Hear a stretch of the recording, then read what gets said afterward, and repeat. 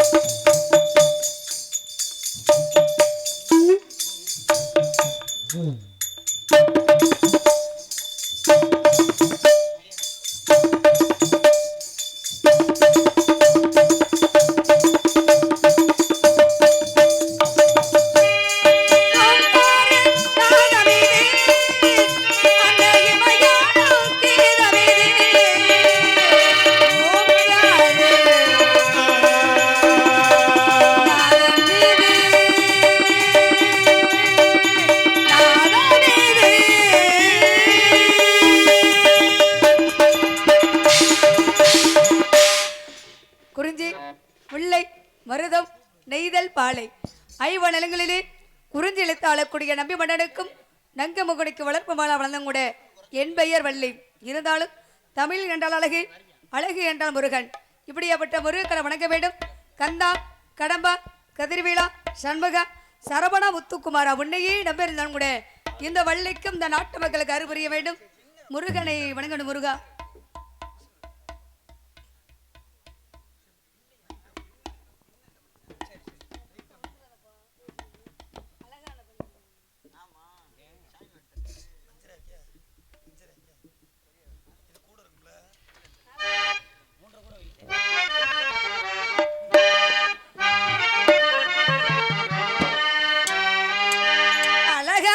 பழனி மலை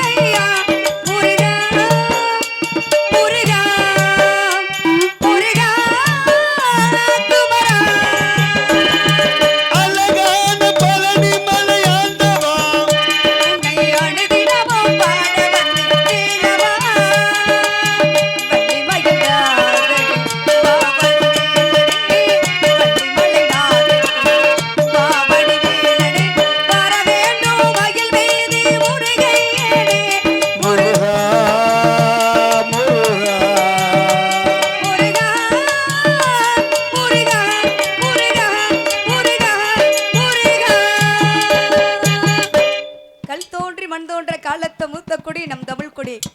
கல்லும் தோன்றல மண்ணும் தோன்றல உலகத்தில் தோன்றியது தமிழ். தமிழ் கடவுளை யாரை சொல்லுவான்? முருகப்பெருமான்.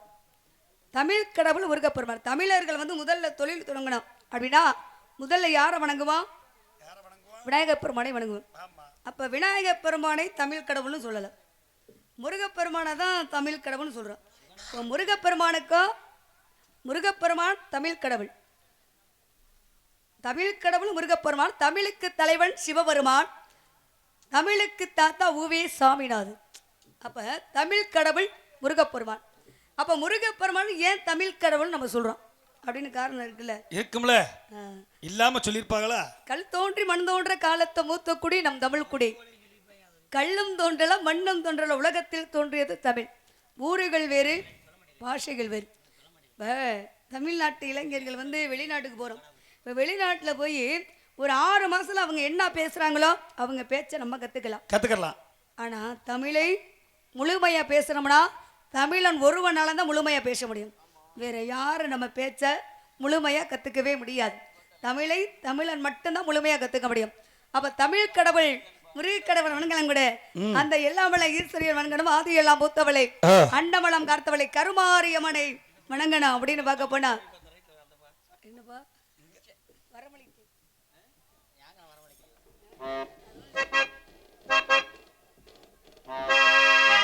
வரமளித்து உலகமெல்லாம் வாழ வைக்க வந்தவளே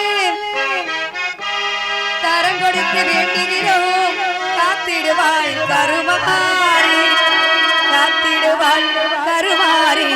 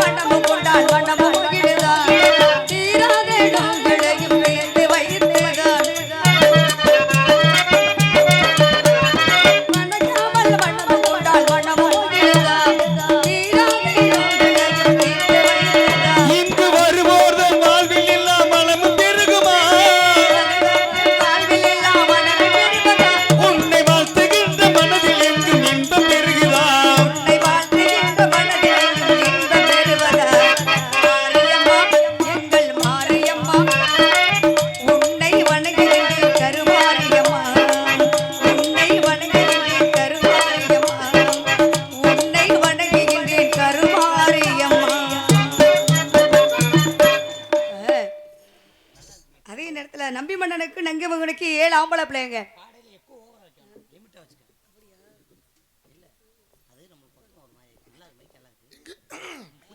வழியாக நடித்துக் கொண்டிருக்கும் ரேணுகா தேவி அவர்களுக்கு இந்த பொன்னாடியை கொடுக்கும். என்னனே அதுக்குள்ள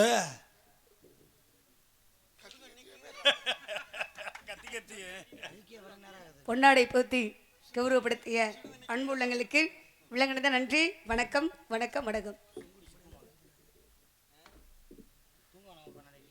நம்பி மன்னனுக்கு நங்கை மகனுக்கு 7 ஆம்பளை பிள்ளை இருந்தாலும் கூட அவங்களுக்கு ஒரு கவலைங்க. என்ன கவலை தெரியுங்களா? 7 ஆம்பளை பிள்ளை இருந்தாலும் கூட பெண் குழந்தை இல்லையேன்னு முருகப்பெருமானை அனுதினமா வணங்கிட்டு வந்தாங்க.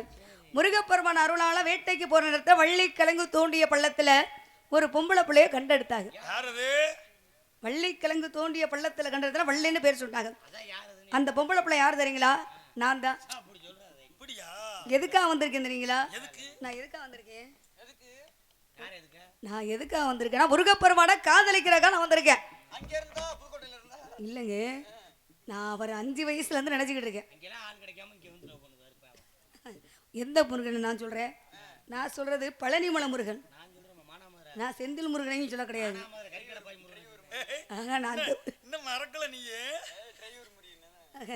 நான் சொல்றது பழனிமலை முருகன். இப்ப பழனியில முருகப்பெருமான் எப்படி இருக்காரு? ஆண்டி குலத்தோட இருக்காரு. பழனியில முருகப்பெருமானை பார்க்கணும்னு ஆசைப்படுறோம். நீங்க எந்த குலத்தோட நீங்க பாப்பீங்க? ஆண்டி குலத்தோட பார்க்கணும்னு ஆசைப்படுவீங்களா, இல்ல ராஜ அலங்காரத்தோட பார்க்கணும்னு ஆசைப்படுவீங்களா? ஆண்டி குலம் தான். சத்து நீ பயங்கரமான ஆளுதப்பா. 2 குலத்தோட பார்க்கறது நல்லது. ஆமா, அப்படியா? இப்ப போகர் சிலை வெடித்து வைத்தது ஆண்டி குலம் தான். பகுதி பேர் ராஜா அலங்காரத்தில் பார்க்கணும்னு ஆசைப்படுறான். மனிதன் பிறக்கும் போது என்ன கொண்டு வந்தான்? மனிதன் போகும்போது எதுவும் கொண்டு போறது கிடையாது. பழனியில முருகப்பெருமான் தாகி வேணாம், தந்தைக்கு வேணாம், உலகமே வேணாம், மனம் வெறுத்து எங்கே நின்றாரு? ஆண்டியாக பழனியில நின்றார். அப்ப ஆண்டி குலத்துல முருகப்பெருமானை வணங்கினான் கூட வேண்டியதை கொடுக்கக்கூடியவர் முருகப்பெருமான். இப்ப முருகப்பெருமானுக்காக நான் வந்திருக்கேன். 7 ஆம்பளை பிள்ளைய பார்த்து காட்டும் கூட அந்த பொம்பளை பிள்ளைக்கு வளர்ப்பு பிள்ளை மாதிரி நினைக்காம சொந்த பிள்ளை மாதிரி வளர்த்துட்டு தான் வந்தாங்க. தாய் தப்பட்ட சொல்ற விஷயம் தான் சொல்ல முடியும். எல்லா விஷயம் சொல்ல முடியுமா? முடியாது. முருகப்பெருமானை நான் கல்யாணம் பண்ணிக்கலாம்னு ஆசைப்படுறேன். அதே நேரத்தில் தாய் தப்பட்ட சொல்ல முடியுமா? முடியாது. அதே நேரத்தில் 7 பேர் அண்ணன் தம்பிட்ட சொல்ல முடியுமா? ஏங்க இது எங்களுக்கு பிடிக்காது. நாங்கள் அண்ணன் தம்பி எப்பா சத்தி என்னமோ சொல்றாரு. என்ன நல்லா இருக்க? தாய் தப்பட்டையும் சொல்ல முடியாது, 7 பேர் அண்ணன் தம்பிட்டையும் நான் சொல்றேன். நீங்க இந்த இடத்துல யாரு? நான் வள்ளி. நான் யாரு? நீங்க அண்ணன். நான் யாருன்னு? நீங்க பெட்டிக்காரு. ஆமா. என் பேர் என்ன? செந்தில் முருகன். உனக்கு எனக்கு அண்ணன் தங்கச்சி சின்ன பொருந்துமா? உன் பேர் வள்ளி, என் பேர் செந்தில் முருகன். சரி, எப்படி அண்ணன் தங்கச்சின்னு பொருந்துமா? யாரோ சொல்ல பொருந்தாத அப்படின்றீங்களா நீங்க? மற்ற சேதுராசன் கூட உனக்கு பொருந்தும்.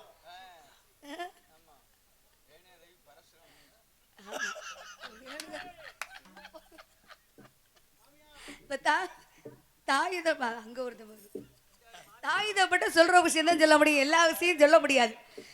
முருகப்பெருமான் காதலிக்கிற தாய் தப்பட்டையும் சொல்ல முடியாது, 7 பேர் அண்ணன் தம்பிட்டையும் சொல்ல முடியாது. மனசுல பட்டதை சொல்லணும்னா அதே நேரத்தில் நண்பன்ட்ட சொல்ல, நேரத்தில் தோழிகிட்ட சொல்லலாம். தாய் தப்ப நல்லதே சொன்னாலும் ஏற்றுக்கக்கூடிய பக்குவமான வயசு கிடையாது. நல்லது எது கெட்டது எது ஒரு மனிதன் எப்போ உணர்வாகனா அவங்க ஒரு திருமணம் முடிச்சு அவங்க குழந்தைய பெற்று வளர்க்கும் போது தான் தன்னோட தாய் தப்பனோட அருமையும் பெருமையும் அப்பதான் தெரியும். அப்போ நம்மளையும் இப்படி தான் தாய் தப்ப வளர்த்துருப்பாங்களோ அப்படின்னு தந்த தாயோட பெருமையும் அப்பதான் தெரியும்.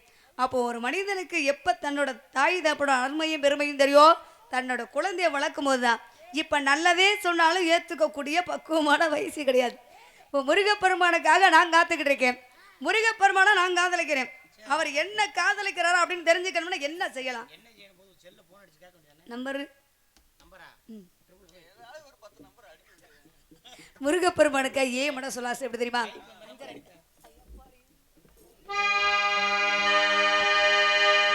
குயிலே கவி குயிலே யார் வரவை தேடுகிறார், மனசுக்குள் ஆசை வைத்த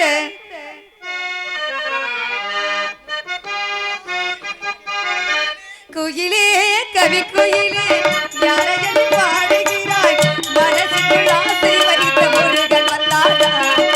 குயிலே கவி குயிலே யாரையும் பாடுகிறாய், உறவுக்கு அர்த்தம் வந்தாடா. உறவுக்கு அர்த்தம் சொல்ல கந்தன் வந்தாடா. குயிலே கவி குயிலே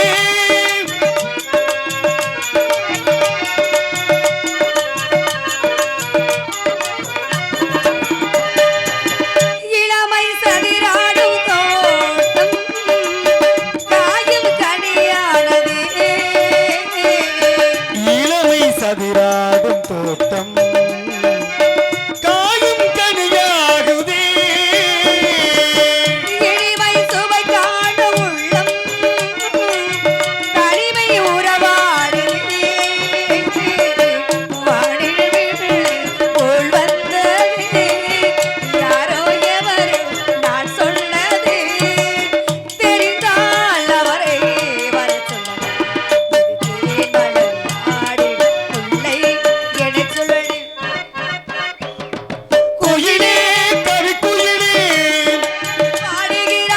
மனசுக்குள் ஆசை வைத்த மன்னன் முருகன் வந்தானா குயிலே, கவி குயிலே, யாரையென்று பாடுகிறாய் உறவுக்கு அர்த்தம் சொல்ல கந்தன் வந்தானா உறவுக்கு அர்த்தம் சொல்ல கந்தன் வந்தானா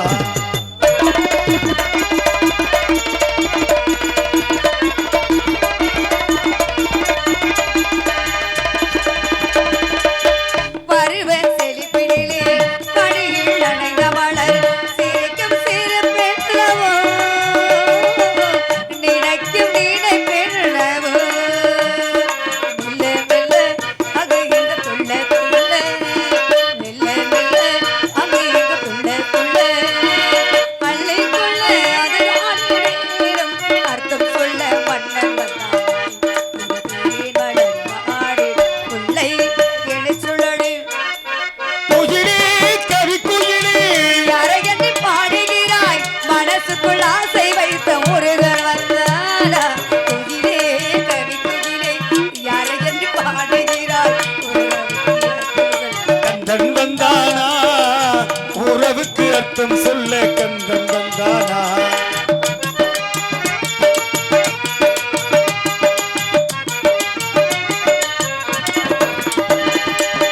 என்னை ஆண் கொண்ட ராகம் என்னும் ஒரு ராகமே என்னை ஆட்கொண்ட ராகம் என்றும் ஒரு ராகமே என்னை ஆண் கொண்ட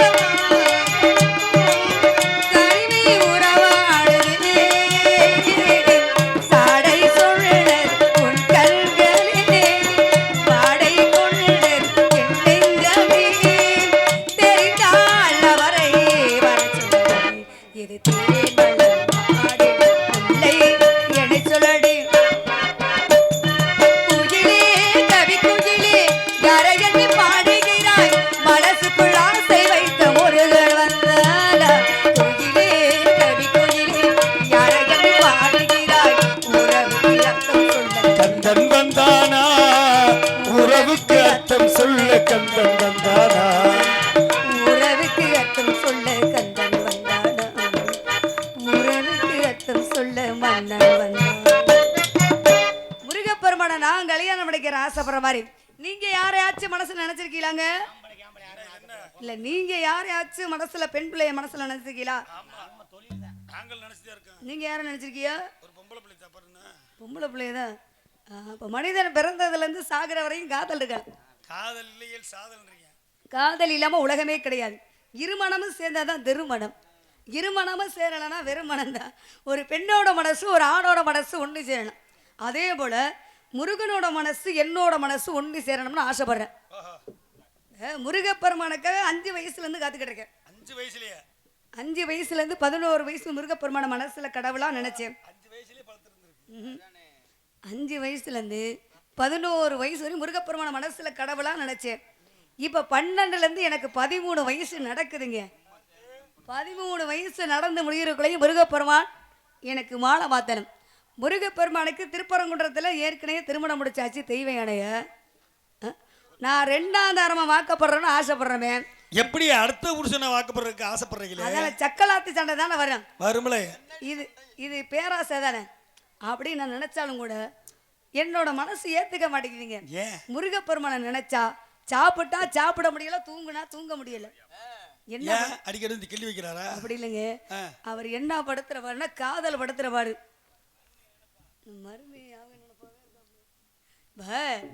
அவருக்காக நான் காத்துக்கிட்டு இருக்கேன் எனக்காக அவர் காத்துக்கிட்டு இருப்பாரு அப்படின்னு அவருக்காக காத்துக்கிட்டு இருந்தாலும் கூட இப்ப அவரோட மனசு என்னோட மனசு ஒன்று சேரணும் அப்ப அதே நேரத்தில் முருகப்பெருமானுக்கு 5 படை வீடு உண்மைதானே சரிதானுங்க 5 படை வீடு தானே 6 படையா 5 படையா இப்போதைக்கு 5 வருது 5 படை தான் ஆனா எனக்கு ஒரு ஆசை என்னன்னா 5 படை வீடு இருக்கு என்னையால ஒரு வீடு உருவாகணும்னு நான் ஆசைப்படுறேன்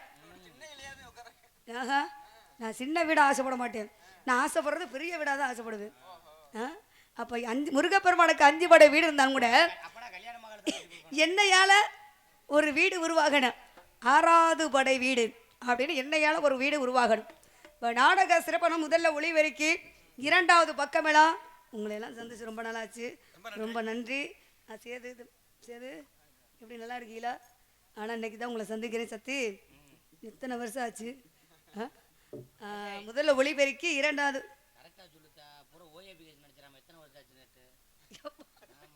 நீங்க சின்ன பிள்ளையா இருக்கல, நான் செஞ்சிருக்கேன், நானே ஏத்துக்கிறேன். ஆமா, நான் அதே நேரத்தில் ஒளிபெருக்கி பேர் என்னன்னு ஸ்ரீ குணா ஒளிபெருக்கி அண்ணாவிற்கு நடிகின்ற வணக்கம் வணக்கம். மூன்றாவது ஒரு நடிகருக்கு முகப்பாக்கும் கண்ணாடியாரனா ரசிக பெருமக்கள் நீங்க தான். நீங்க இல்லாம நாங்களே கிடையாது.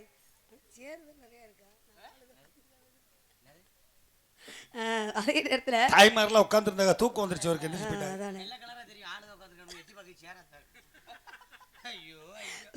முருகப்பெருமானுக்கு அதே நேரத்தில் நம்ம ஊரில் என்ன நடக்குது அப்படின்னு வெளிநாட்டு இளைஞர்கள் பார்க்கக்கூடிய யூடியூப் சேனல் பேர் என்னென்ன மேடை நாடகம். மேடை நாடகம் யூடியூப் சேனல் அண்ணா அவர்களுக்கு நன்றி கந்த வணக்கம் வணக்கம் வணக்கம். உரிமையாளர் மாசானம். மேடை நாடகம் நன்றி நன்றி நன்றி. உரிமையாளர் மாசானம். மாசானம் அண்ணன் பேர் உரிமையாளர் அழகராஜா அண்ணா அவர்களுக்கு நன்றி கந்த வணக்கம் வணக்கம் வணக்கம். இப்போ முருகப்பெருமானுக்காக நான் காதலிக்கிறேன், அவருக்காக வள்ளிப்புள்ள ரொம்ப ஏங்குது அப்படின்னு பழனி மலையிலேருந்து கொஞ்சம் கொஞ்சமா இறங்கி வரணும் அப்படின்னு பார்க்க போனாம். மாசிலா உண்மை காதலி மாறுமோ செல்வம் வந்த போதிலே நினைத்தது யாரோ நீதானே தினம் உன்னை பாட நான் தானே நீதானே என் கோயில் உண்ணாதம் என்னாவில் ஊர்வலம் போவோம் பூத்தேனே நினைத்தது யாரோ நீதானே உன்னை பாட நான் தானே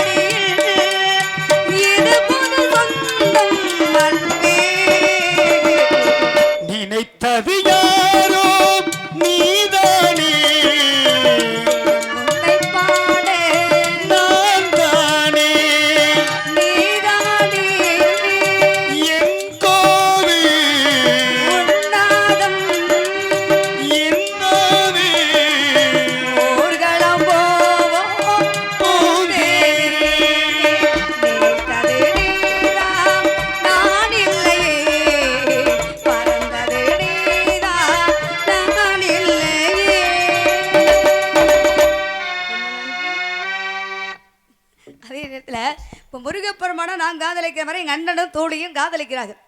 அவங்க வர்றதுக்கு முன்னாடி ஏன் மனசுல ஆசை சொன்னாதான். அப்புறம் அவங்க வந்ததுக்கப்புறம் ஏன் மனசுல ஆசை சொன்ன வச்சுங்களேன், எங்கள் அண்ணன் தோழி பிள்ளையதான் கேட்டுக்கிட்டே இருப்பார். ஒரு பெண்ணுக்கு திருமணம் முடிச்சதுக்கப்புறம் புகுந்த வீட்டுக்கு பெருமையா, ஒரு பெண்ணுக்கு திருமணம் முடிச்சதுக்கப்புறம் புகுந்த வீட்டுக்கு பெருமையா, பிறந்த வீட்டுக்கு பெருமையா? எந்த வீட்டுக்கு பெருமை? புகுந்த வீட்டுக்கு தான் பெருமை. புகுந்த வீட்டில் பெண்கள் எப்படி நடந்துக்கிறோமோ அதே போல பிறந்த வீட்டுக்கு தன்னால பெருமை சேரும். அதே எப்படி புகுந்த வீட்டில் பெண்கள் எப்படி நடந்துக்கிட்டா பிறந்த வீட்டில் தன்னால பெருமை சேரும். புகுந்த பிறந்த இடத்துல இருந்து புகுந்த வீட்டில் வலது காலை எடுத்து வீட்டுக்குள்ள வர சொல்லுவாங்க. அந்த காலத்தில் இது நடந்தது உண்டு. வலது காலை புகுந்த வீட்டில் எடுத்து வைக்கும் பொழுது நிலப்படியில் ஒரு படி நிறைய நெல்லை வச்சு அந்த படியில் ஒரு வெத்தலையில் குச்சியில் ஒரு வெத்தலையை சுற்றி அதை என்னோட படியில் குத்தி வச்சுருப்பாங்க. அப்போ அந்த புகுந்த இடத்துல வலது காலை எடுத்து வைக்கும்போது இந்த நெல் படி நிறையா வச்சுருக்கோம்ல, இந்த நெல்லை தட்டி விட்டு போச்சுடுவாங்க. ஏன் அந்த வலது காலை எடுத்து நெல்லை தட்டி விட்டு வீட்டுக்குள்ளே போச்சுடுறாங்க? இரண்டாவது தான் விளக்கு ஏற்றுவாங்க. அந்த காலத்தில் இது நடந்தது உண்டு. ஆனால் இன்னும் நடக்கிறது விளக்கு ஏற்றுறது மட்டும்தான்.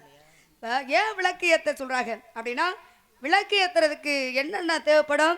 எண்ணெய் தேவைப்படும், திரு தேவைப்படும், தீ தேவைப்படும்.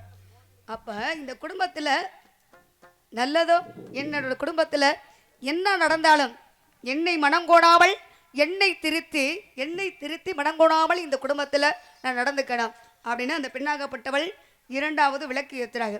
அப்போ முருகப்பெருமானை நான் கல்யாணம் கிடைக்கணும்னா சக்கலாத்தி சண்டையே வரக்கூடாதுன்னு நான் நினைக்கிறேன். அந்த காலத்துல எல்லாம் திருமணம் முடிச்சாங்க எப்படின்னா, இவ்வளோ பெரிய கல் இருக்குமா, இளவட்ட கல். யாரு இளவட்ட கல்லை தூக்குறாங்களோ அவங்களுக்கு பொண்ணை கொடுத்து திருமணம் முடிச்சு வச்சாங்க. நீங்க இளவட்ட கல்லை தூக்கிருக்கீங்களா? நான் தூக்கிருக்கேன்.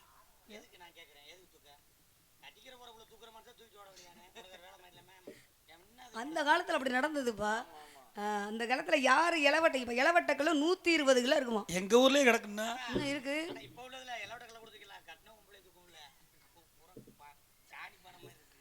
அந்த காலத்துல ஏன் இளவட்ட கல்லை தூக்குனாதான் நாங்கள் பொண்ணு கொடுப்போம் அப்படின்னு சொல்லி திருமணம் முடிச்சு வச்சாங்கன்னா, நம்ம பெண்ணை வச்சு வாழக்கூடிய ஒரு தைரியம் இருக்கா, ஒரு ஆண்மகனுக்கு வீரம் இருக்கா அப்படின்னு அந்த காலத்தில் இளவட்ட கல்லை தூக்குனாதான் பொண்ணு கொடுப்போம்னு பொண்ணு கொடுத்து திருமணம் முடிச்சு வச்சாங்க. ஆனால் இந்த காலத்தில் இளவட்ட கல்லை தூக்குனாதான் நாங்கள் பொண்ணு கொடுப்போம்னா எத்தனை பேருக்கு கல்யாணம் நடக்கும்? ஒரு பிள்ளைக்கு நடக்காது. இளவட்ட கல்லை கல்யாணம் பண்ணிக்க வேண்டியது. ஆமா, நீங்க ஊரம் போய் இளவட்ட கல்லை கல்யாணம் பண்ணிக்க வேண்டியது. அந்த காலத்து சாப்பாடு வேற, இப்போ உள்ள காலங்கள் சாப்பாடு வேற. உணவு பழக்க வழக்கம் மாறிக்கிச்சுல. அந்த காலத்துல சாப்பாடு கிடைக்கிறதே அபூர்வம். ஆனா சாப்பிட்டாதான் கூழ குடிச்சாதான் உயிர் வாழ முடியும். இப்ப சாப்பாடே விஷமா தான் இருக்கு. அதிகமா எந்த நேரத்துல தூங்கக்கூடாது, அதிகமா சாப்பிடக்கூடாது, அதிகமா பேசக்கூடாது, அதிகமா முழிச்சிருக்க கூடாது. இப்ப எல்லாமே விஷமா தான் இருக்கு. இப்போ அப்போ உள்ள கூழ குடிச்சு கூட 120 வயசு மனிதர்கள் வாழ்ந்தாங்க. அந்த காலத்தில் தண்ணி குளத்தில் தான் எடுத்து குடிப்பாங்க. அந்த குளத்தில் பூச்சி செத்திருந்தாலும் கூட அந்த தண்ணி நல்ல தண்ணி, சுத்தமான தண்ணி, இயற்கையான தண்ணி. அந்த தண்ணி எடுத்து குடித்து 120 வயசு வரை அந்த காலத்தில் வாழ்ந்தாங்க. ஆனால் இப்போ உள்ள காலத்தில் எல்லாத்தையும் சுத்தப்படுத்தி நம்ம சாப்பிட்றோம். தண்ணியவே நம்ம சுத்தப்படுத்தி சாப்பிட்றோம். சுகர் இல்லாத மனுஷனும் ப்ரெஷர் இல்லாத மனுஷனும் நம்ம பார்த்ததே கிடையாது. ஏன்னா அப்போ உள்ள சாப்பாடு வேறு. ஆனால் தமிழ்நாட்டு ஆண்மகனுக்கு சாகிற வரையுமே வீரமாகத்தான் இருப்பாங்களாம்.